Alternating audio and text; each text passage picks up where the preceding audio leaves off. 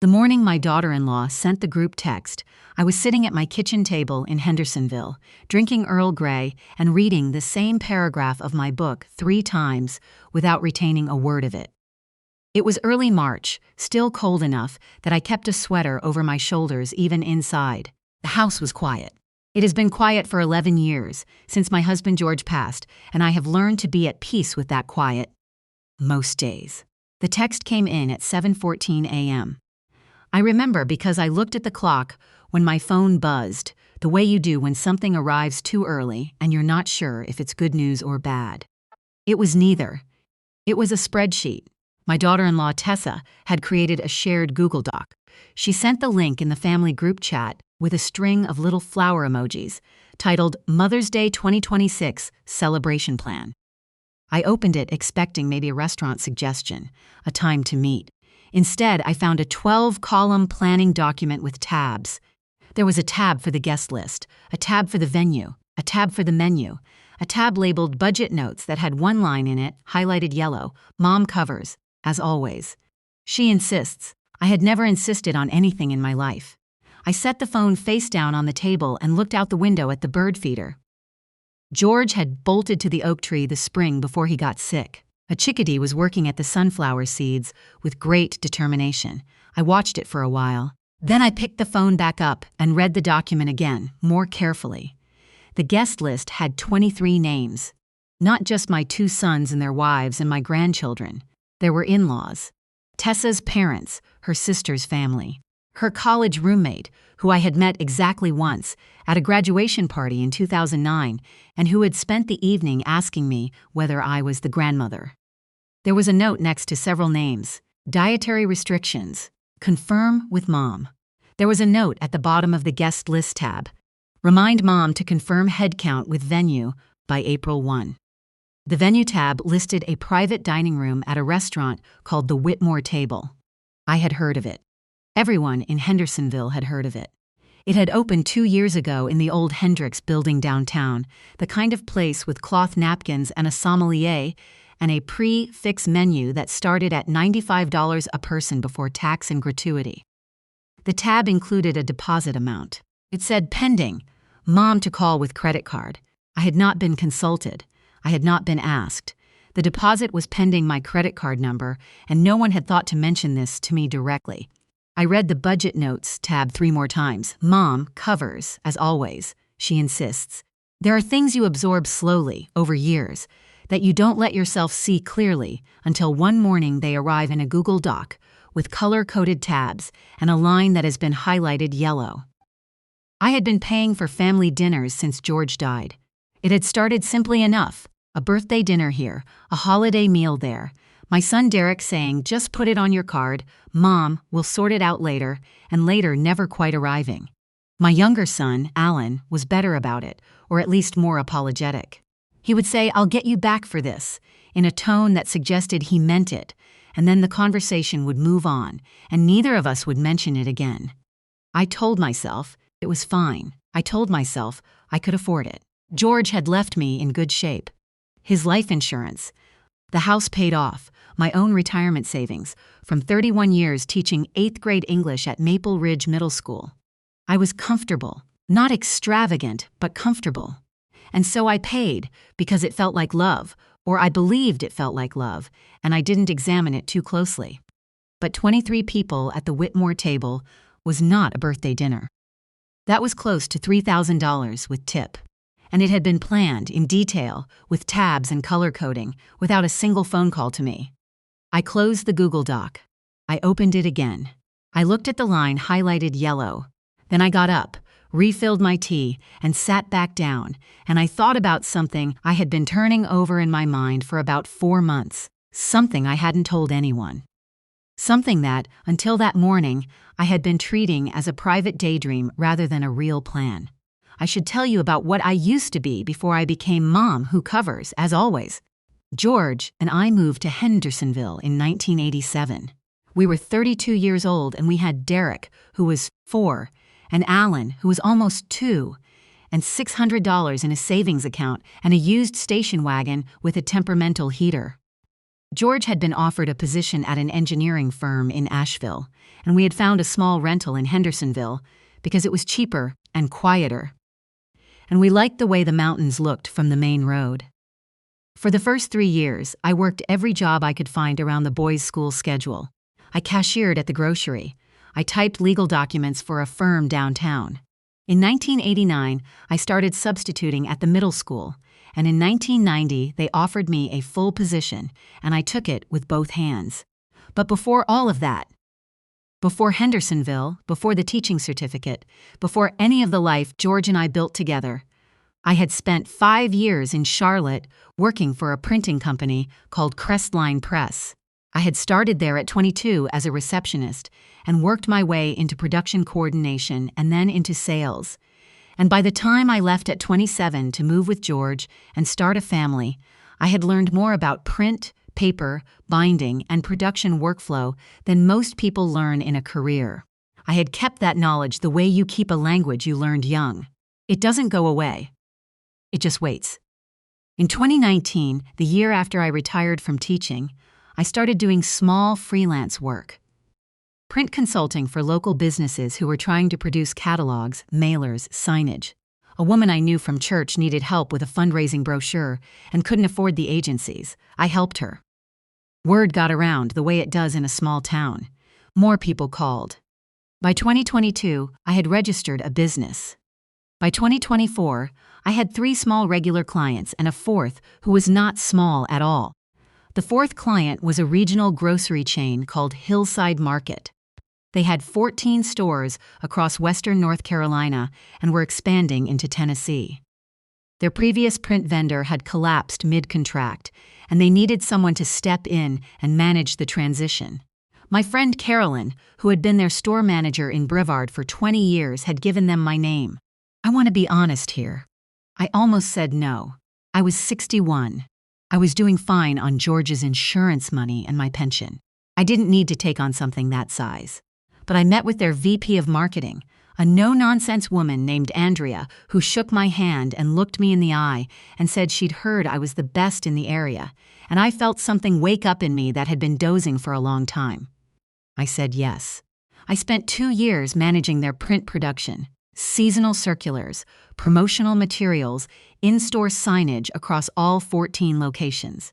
I built relationships with vendors in Charlotte and Atlanta. I renegotiated contracts.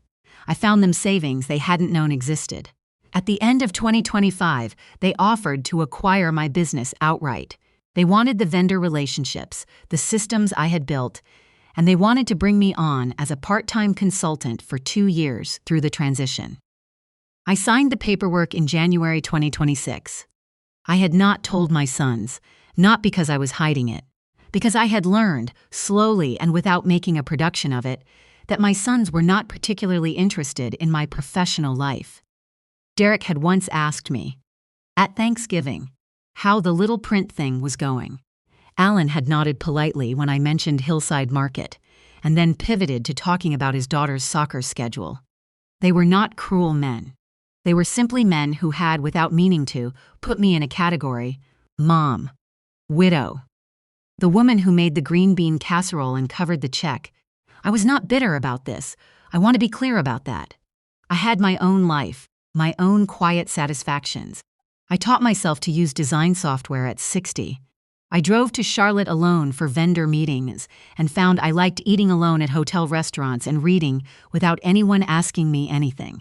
I had become someone I recognized again, someone with a business card and a firm handshake, and that had happened in the years when my sons were busy not asking. But I had not told them about the acquisition, and so they did not know that the money from the sale of my business, plus the consulting retainer, plus my existing savings, had put me in a position that would have surprised them considerably. After I read the Google Doc, I made 2 phone calls. The first was to my friend Patsy, who has lived 3 streets over from me for 22 years and who knows me better than anyone alive. I told her about the spreadsheet. I read her the budget notes line. There was a long pause. "Helen," she said. "My name is not Helen, but Patsy has called me that since a mix-up at a church potluck in 2003, and it stuck between us. You're not going to call in a credit card number." No, I said. I'm not. What are you going to do? I told her about the other thing. The thing I had been turning over for 4 months. She didn't say anything for a moment. Then she said, "When would you leave?" "Day before Mother's Day," I said. "Early flight." Another pause. Then Patsy laughed, a real laugh, the kind that comes from the belly, and said, "Book it." The second call I made was to Andrea at Hillside Market. Not about Mother's Day. About something she had mentioned in passing at our January signing, that their Tennessee expansion had a vendor fair in Nashville in May, and she thought I might want to attend, even informally, as a courtesy from their new consulting partner. I asked her if the dates were still what she'd mentioned. They were, the Saturday before Mother's Day through the following Wednesday. "I'd love to attend," I said. "Wonderful. I'll have my assistant send you the details. Do you need hotel recommendations, or are you handling that yourself?" "I'll handle it," I said. I booked the hotel that afternoon. I booked the flight. I booked a dinner reservation for myself on Saturday night at a place downtown that had been written up in a magazine I'd read at my dentist's office, a small Italian place with handmade pasta and, according to the review, a tiramisu that required advance ordering. I advanced ordered the tiramisu. Then I went back to the family group chat, which had accumulated 14 more messages since the morning, mostly heart emojis, and "sounds great" responses from various daughters-in-law, and one message from Derek saying, "Mom, can you call the Whitmore table this week to confirm the deposit? They need a card on file." And I typed a reply. I typed it carefully. I kept it short. "Hi, everyone. Looking forward to seeing you all soon.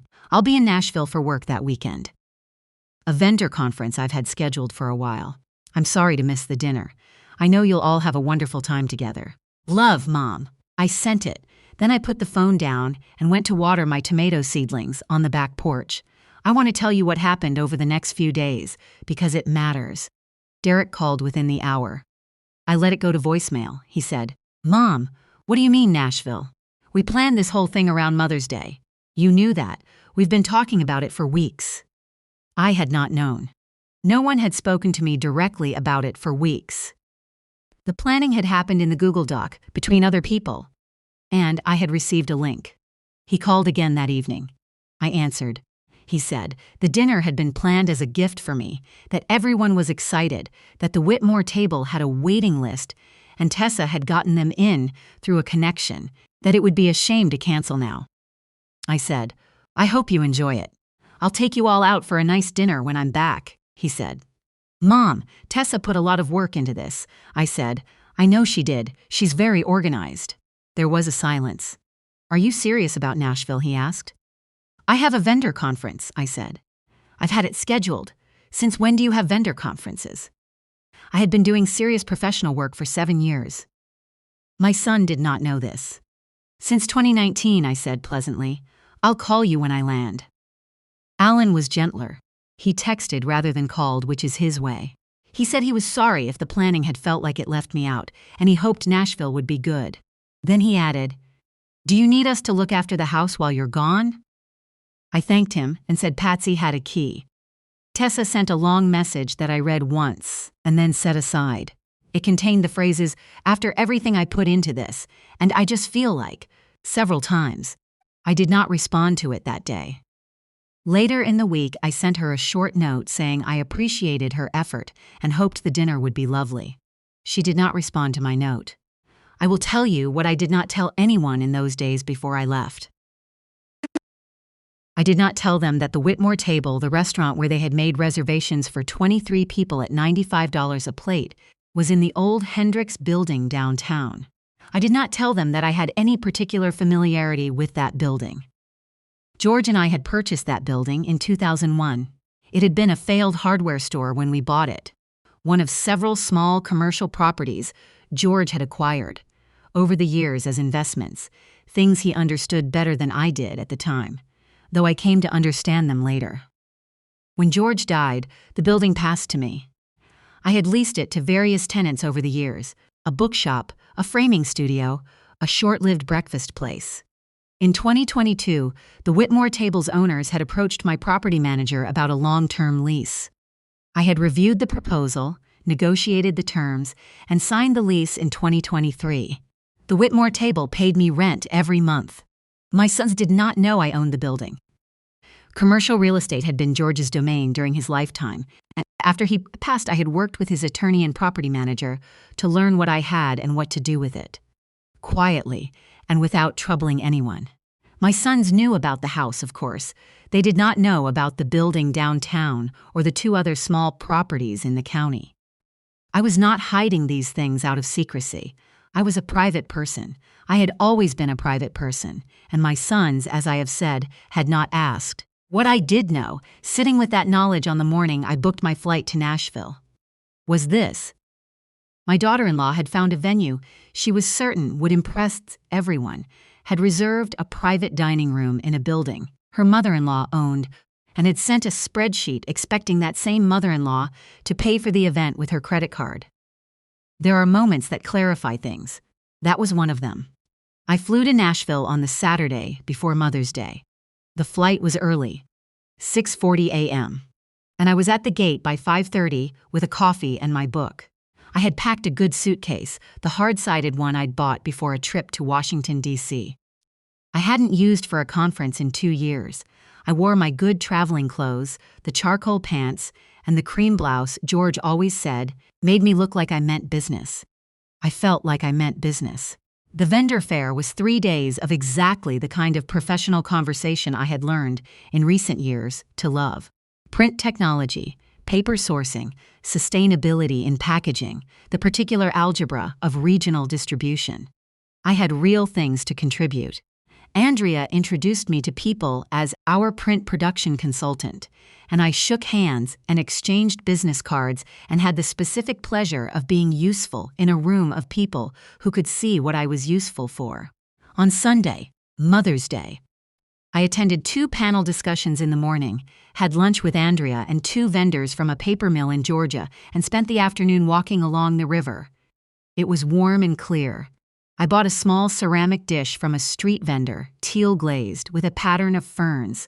I had dinner at the Italian place. The tiramisu was, in fact, extraordinary. My phone was with me, but I kept it in my bag. I had turned off group chat notifications. When I checked it after dinner, sitting in the quiet of my hotel room with the balcony door open and the sound of the city coming in soft and distant, I had 18 messages. I did not read all of them that night. I read a few. Derek, 2:14 p.m. Mom, call me. Derek, 3:47 p.m. Seriously, please call. Alan, 4:02 p.m. Hey, just checking in. Hope Nashville is good. Things here are a little chaotic. Call when you can. Tessa, 4:30 p.m. A longer message I saved for later. Derek again at 5:15. Mom, the restaurant is saying they won't release the private room without a deposit confirmation, and we can't get anyone on the phone. Do you know anything about this place? Is there a management contact? I set the phone on the nightstand. There was, in fact, a management contact for the Whitmore table. It was my property manager, Dennis, who handled tenant relations on my behalf. The restaurant's own management would have his information in their lease documents. Dennis had my standing instruction that tenant matters during my travel were to be handled at his discretion, and that I was not to be reached for routine matters. A dispute over a private room reservation on a Sunday evening was, by any reasonable definition, a routine matter. I turned out the light. Outside, the city hummed.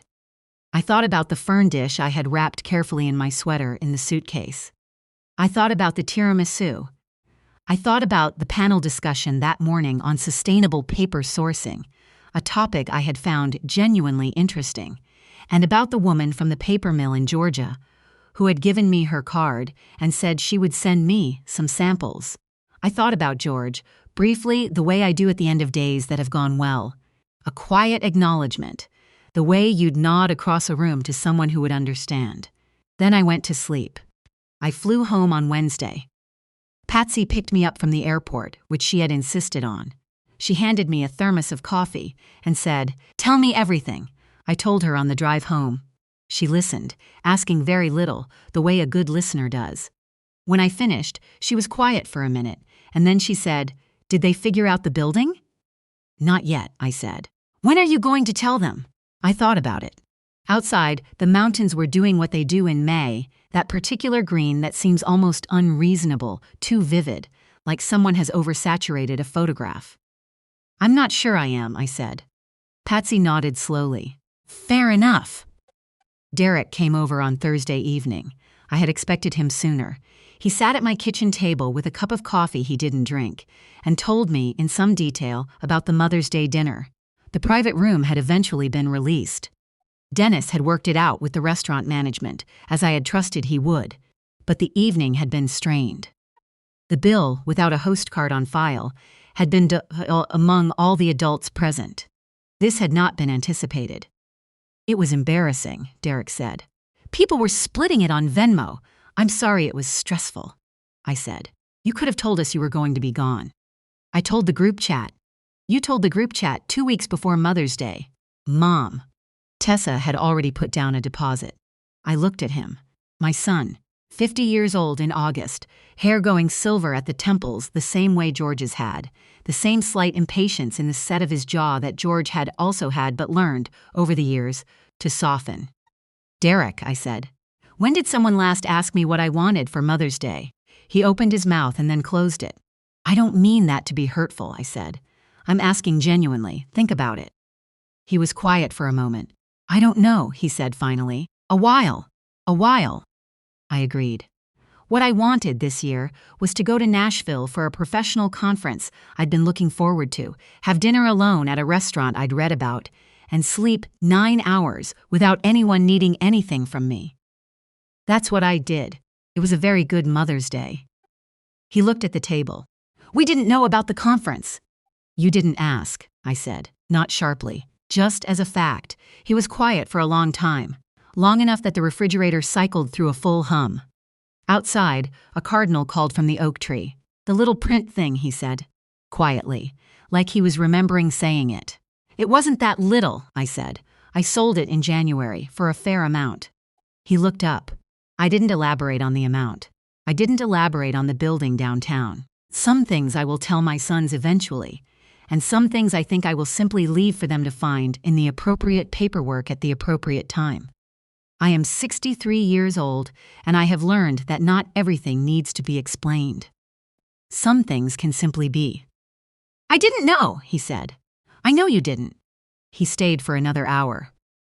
We talked about his daughter, who is 12 and wants to take a ceramics class, and about Alan's youngest, who had just lost his first tooth, and about the leaking gutter on the south side of my house that Derek said he would come look at on Saturday. Before he left, he stopped at the door and turned back. "I'm sorry, Mom," he said. I think we've taken some things for granted." "Yes," I said. "A few things. Are you okay?" I thought about the tiramisu, the fern dish, now on my windowsill, catching the late afternoon light. The handshake from the woman at the paper mill, who had already emailed me the samples as promised. "I'm very okay," I said. "Better than I've been in years, actually." He hugged me at the door, a real hug, and I let myself hold on for a moment, because he is still my son and I love him without reservation. And love and accountability are not opposites. They never were. After he left, I stood in my kitchen in the quiet and poured the last of the afternoon's coffee, and thought about the ceramics class my granddaughter wanted to take. I thought I might look into whether they offered adult sessions too. I had been wanting to learn something new.